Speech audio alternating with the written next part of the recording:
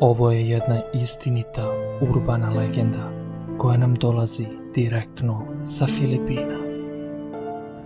Radi se o ozloglašenoj planini nazvanoj Mount Cristobal. Za turiste i ljude prolazići kroz nju je poput svake druge planine koju možete vidjeti ovdje, ali meštani je s razlogom zovu Đavolja planina.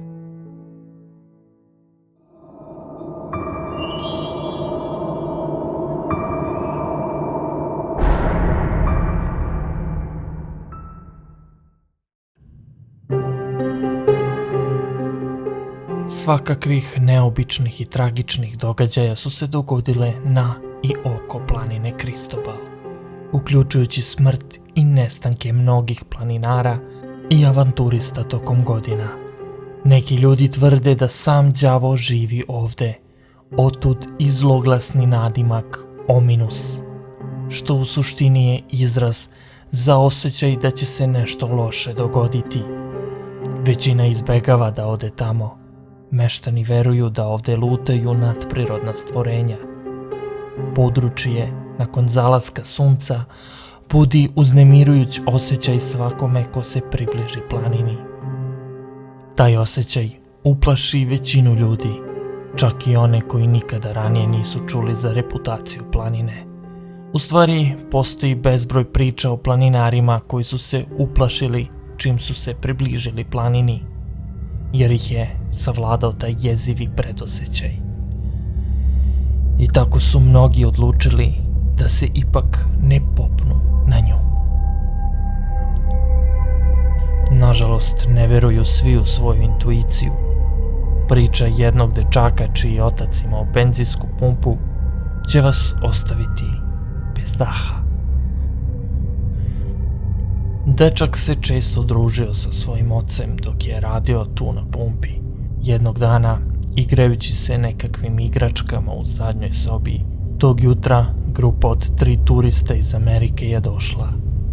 Kupili su neke grickalice i piće, a dok su zagrejali vozilo, pitali su oca dečaka da li može da im pomogne oko putokaza. Naravno, gde želite da idete? Otac dečaka je odgovorio. Podnožje planine Cristobal, odgovorio je jedan mladi Amerikanac. Želimo da posetimo planinu, ali ne znamo najbolje mesto gdje da počnemo. Da li vi znate gdje bismo krenuli? Oči oca dečaka su se raširila i vilica se stegla. Rekao im je da je planina opasno mesto i da je povezana sa brojnim strašnim incidentima. Rekao je da je to bilo đavolje igralište i da je planina prokleta. Njih trojica su mu se samo smejali, nezadovoljni njegovim odgovorom i zabrinutošću. Zato smo došli ovde, odgovorili su mu. Želimo da proverimo to i da se družimo sa đavolom. Već neko vreme znam da većina ljudi iz drugih zemalja misle da su urbane legende sve besmislice i da trojica Amerikanaca veruju da idu na planinu zbog zabave. Ali otac dečaka je priča o planini Cristobal shvatio vrlo ozbiljno. Ne znam najbolje mesto za započinjanje vašeg planinarenja, rekao je otac dečaka. Po mom mišljenju, tamo nijedno mesto nije najbolje mesto za početak. Ako jeste, svakako je opasno ići tamo, odgovorio je otac dečaka. Grupa je ignorisala primedbe oca dečaka, spakovali su njihove stvari i odvezli se bez dalje rasprave. Dečak je pogledao svog oca, iako je bio mlad, a ovo je bilo pre mnogo godina, upamtio je ovaj događaj. Na njegovom licu, dok je gledao kako 3 turista odlaze, dečak ga je upitao šta nije u redu, ali on ništa nije rekao.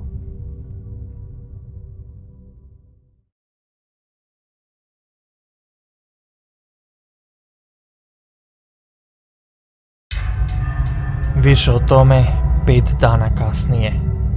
Počela je nova priča da kruži gradom o onome što se dogodilo. Američki turista je posrnuo iz šume koja okružuje planinu Kristobal. Bio je potpuno sam i u delirijumu, danima nemajući ni hrane ni sna. Dečak je odmah prepoznao njegov lik u lokalnim novinama koji je čitao njegov otac. To je bio jedan od Amerikanaca koji je došao do naše benzinske pumpe, a novine su ispričale njegovu priču. Očigledno, on i njegova dva prijatelja našli su put do podnožja planine i započeli svoje putovanje ka vrhu. Sa sobom su nosili šator i zalihe. Planirali su da prenoće na vrhu planine. Postavili su logor blizu Litice koja je bila prilično strma i krenuli su da kuvaju sebi večeru. Noću su njih trojica sedeli redom na ivici Litice. Njihova stopala su visila sa strane. To je jedna od glupih stvari koju mladi ljudi rade kada se osjećaju nepobedivo. Sedeli su u mraku, gledajući prelepi svet koji ih okružuje. Uskoro su shvatili da nešto nije u redu. Hej društvo, da li osjećate to? Jedan od njih je rekao. Kolektivno su svi osjetili da postoji nešto u tami ispod njih. Prestali su da pričaju i zavirili dole u totalno crnilo. Odjednom, bez zvuka ili upozorenja, dve dugačke ruke pojavile su se odozdo i uhvatile turistu koji je sedeo u sredini. Pravo za noge ga je to nešto povuklo sa ivice Litice. Turista je pao. Taj tegljač povukao ga je pravo preko ivice i odvukao dole. Čuli su kako njihov prijatelj vrišti dok je padao i nestajao u crnini. Praćen glasnim i prepoznatljivim udarcem o zemlju. Jednog momenta je sedeo sa njima, drugog momenta ga je progutao mrak.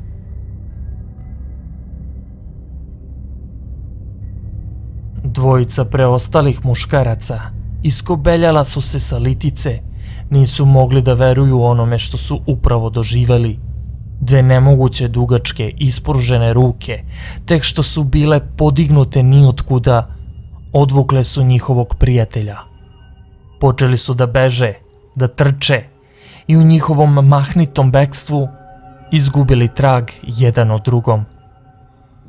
Jedan od njih nastavio je da trči nizbrdo, gurajući se kroz žbunje i izbegavajući zamke, ali dok je prolazio niz padinama planine i došao do čistine, otkrio je da je nekako na višoj poziciji planine nego što je bio kada je krenuo da se spušta niz nju. Nastavio je da ide niz planinu ili je bar mislio da ide niz. Lutao je 4 dana pokušavajući da nađe put do podnožja planine i civilizacije, misleći da na kraju gubi razum. Vremenom planina Kristobal ga je pustila da ode. Izronio je iz planine i dobio medicinsku pomoć. Bilo je pravo čudo da je preživeo. Njegov prijatelj, koga je nepoznata sila povukla sa Litice, pronađen je na dnu planine. Glava mu je bila rasprsnuta poput kokosa. Kosti su mu bile potpuno smrvljene. Drugi Amerikanac nikada nije pronađen. Do danas je nepoznato to šta mu se dogodilo. On ostaje kao još jedan izgubljeni avanturista koji je nestao na ovoj planini. Pokušao sam da ih upozorim, rekao je otac dečaka dok je čitao članak iz novina.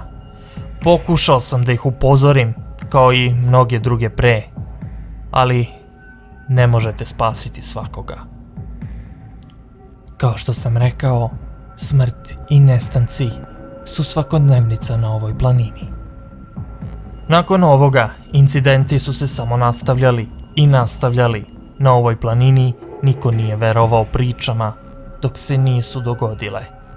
Ali tada je već bilo kasno. Da li biste vi posjetili ovu planinu? Pišite mi u komentarima. Ja sam Nenad I do sljedećeg videa, srdačan pozdrav.